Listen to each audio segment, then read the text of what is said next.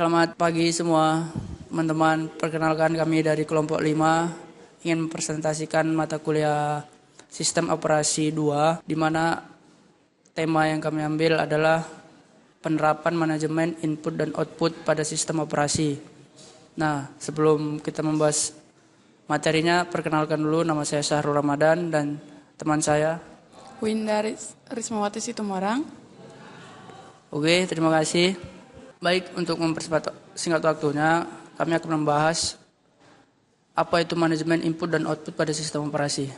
Nah, yang pertama, ini adalah yang akan kami bahas. Yang pertama itu, apa itu manajemen I/O. Yang kedua, apa saja fungsi dasar manajemen I/O dalam sistem operasi. Lalu, bagaimana cara kerja manajemen I/O sistem operasi. Dan apa saja masalah manajemen I/O pada sistem operasi. Pertama, manajemen input atau output. Apa itu manajemen sistem operasi input dan output? Ialah salah satu fungsi inti dari sistem operasi yang memungkinkan komunikasi antara CPU dan perangkat input dan output dalam proses manajemen input dan output. Apa itu sistem operasinya? Sistem operasinya bertugas untuk mengatur dan mengkoordinasikan tugasnya atas diproses atau ditransfer antar perangkat satu dengan perangkat lainnya. Nah, lalu kita akan melanjut ke bagaimana fungsi manajemen input atau outputnya. Untuk mengelola perangkat I/O, fungsi ini mencakup tugas-tugas yang berkaitan dengan pengelolaan perangkat keras I/O itu sendiri dalam sistem komputer, dan termasuk mengidentifikasi atau mengaktifkan, mengelola, dan mengendalikan I/O-nya. Dalam konteks ini, manajemen perangkat I/O bertanggung jawab untuk mengelola interaksi antara prosesor dan perangkat I/O itu sendiri. Memastikan bahwa perangkat keras diakses dan digunakan dengan benar oleh sistem tersebut. Lanjut, kita akan menjadwalkan operasi I/O-nya. Fungsi ini berkaitan dengan penjadwalan proses I/O yang diperlukan oleh berbagai program aplikasi yang berjalan. Sistem operasi harus memprioritaskan operasi I/O sehingga dapat dilakukan secara efisien, meminimalisasi latensinya, dan memenuhi kebutuhan berbagai aplikasi yang sedang berjalan. Bagaimana menangani kesalahan I/O? Fungsi ini membahas bagaimana sistem mendeteksi, melakukan penanganan, dan pemulihan kesalahan yang terjadi selama proses I/O itu sendiri. Sistem operasi harus memiliki mekanisme untuk mendeteksi kesalahan tersebut, memberikan pemberitahuan kepada pengguna atau aplikasi yang terkena dampak, dan mengambil tindakan perbaikan yang tepat. Setelah itu, menyediakan layanan I/O. Proses ini mencakup penyediaan berbagai layanan tambahan yang diperlukan oleh program aplikasi untuk melakukan operasi I/O secara efisien, termasuk menyediakan akses ke berbagai perangkat I/O, mengelola buffer, menerapkan protokol komunikasi, dan membangun izin atau akses yang sesuai ke program aplikasi untuk melakukan operasi I/O yang diperlukan. Lalu kita akan masuk pada teknik dasar manajemen I/O. I/O baru kita periksa atau baca status data tadi atau disebut dengan disk, baru dicek lagi oleh sistemnya disknya itu siap atau tidak. Jika tidak, dia akan dikembalikan, dicek lagi mau dikerjakan atau tidak. Nah, jika dia siap, maka lanjut ke kirim data memori ke disk yang kita pakai tersebut. Nah, jika sudah sesuai, maka dikerjakan. Lanjut ke instruksi selanjutnya. Dalam manajemen I/O jenis ini atau data saling bertukar antara CPU dan modul I/O, CPU mengeksekusi program yang memberikan operasi I/O kepada CPU secara langsung, seperti pemindahan data, pengiriman perintah, dan monitoring perangkat. Untuk melaksanakan perintah-perintah I/O, CPU akan mengeluarkan sebuah alamat bagi modul I/O dan sebuah perintah I/O yang akan dilakukan. Nah, sekarang I/O interupsi. Di mana I/O interupsi itu pertama kita mulai, baru diberikanlah sebuah permintaan baca atau tulis ke disknya tadi, lalu dikerjakanlah sebuah proses lain hingga disk memberikan interupsi. Interupsi itu apa? Interupsi itulah yang menyebabkan proses yang secara diberhentikan atau dilakukan. Nah, lalu yang dikerjakan baru ada namanya transfer data antara disk dan memori. Nah, jika interupsinya itu salah, maka akan balik lagi ke kerjakan proses di disk untuk memberikan interupsi. Setelah berhasil, dia akan melanjutkan interupsi selanjutnya. Teknik I/O interupsi memungkinkan proses tidak membuang-buang waktu. Prosesnya adalah CPU mengeluarkan perintah I/O pada modul I/O bersamaan dengan perintah I/O yang dijalankan. Maka CPU akan melakukan eksekusi perintah-perintah yang lainnya.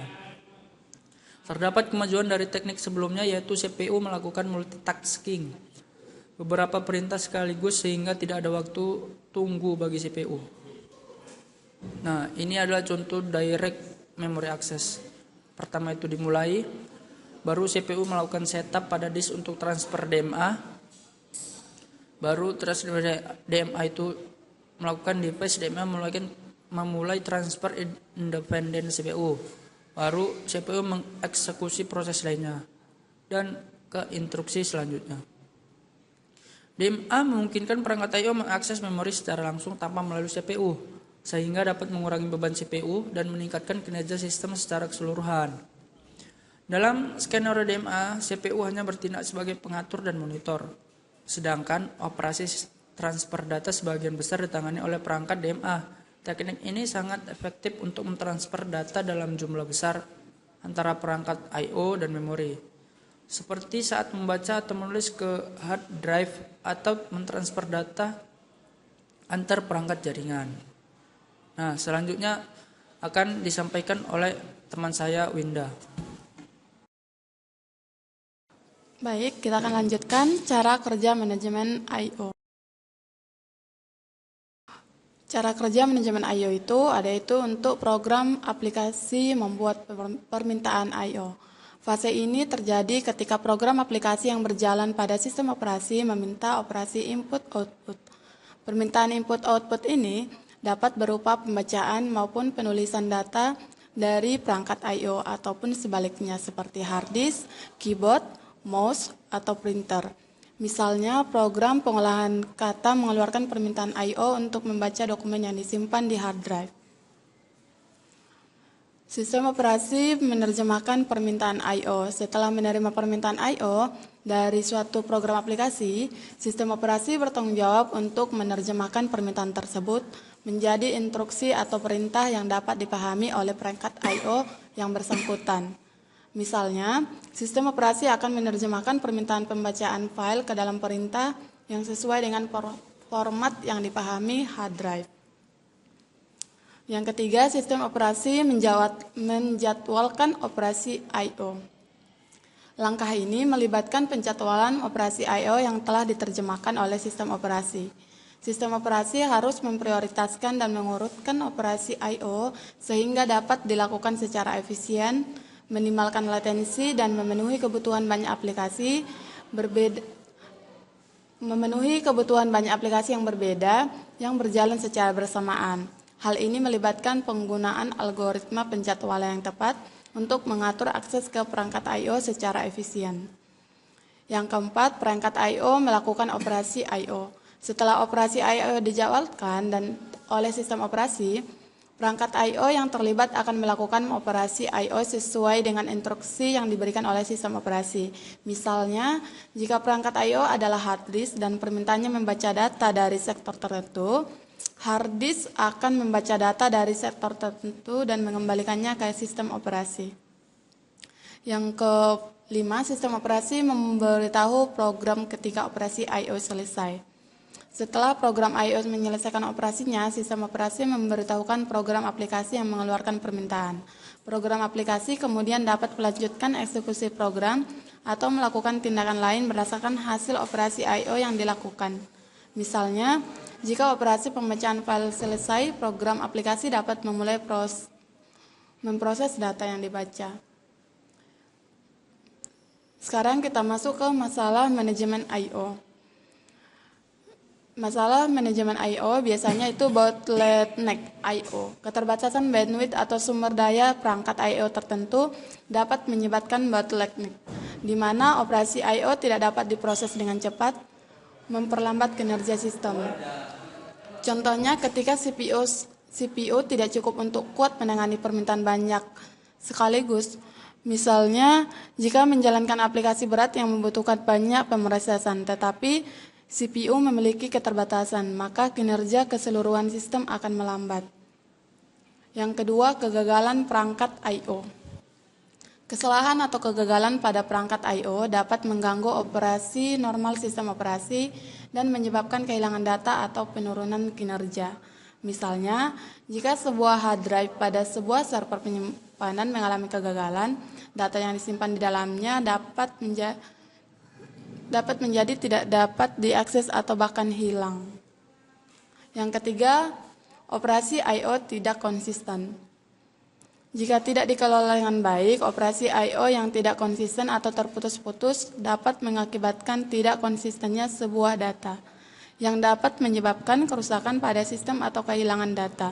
Sebagai contoh, saat proses penyalinan data dari satu perangkat ke perangkat lain terputus secara tiba-tiba karena masalah jaringan, maka data yang disalin mungkin terjadi tidak lengkap atau rusak. Yang keempat itu kompleksitas konfigurasi.